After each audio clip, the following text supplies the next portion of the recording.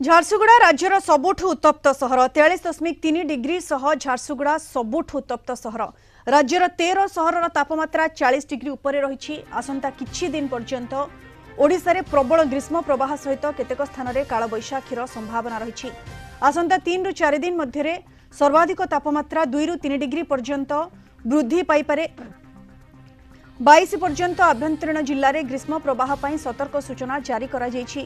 April 20 रु 23 पर्यंत उपकूल और दक्षिण ओडिशार गंजाम गजपति पुरी खोर्धा कंधमाल रे बिजुली घड़घड़ी सह वर्षा पवन हेबार संभावना रही।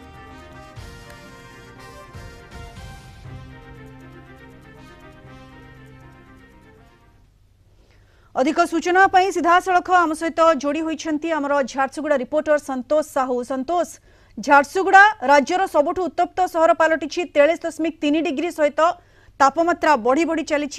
सिचुएशन कौन इत्ते तापमात्रा लोक माने केते हंतसंत होउछंती? संतोष, निहाती लोक माने तो हंतसंत होउछंती कारण जो भली भाव रे तापमात्रा बढ़ुची दिन को दिन ताकू नहीं हंतसंत लोक माने पूर्वरु मध्य झारसुगुड़ा जिल्ला रे आज ठारू 23 तारीख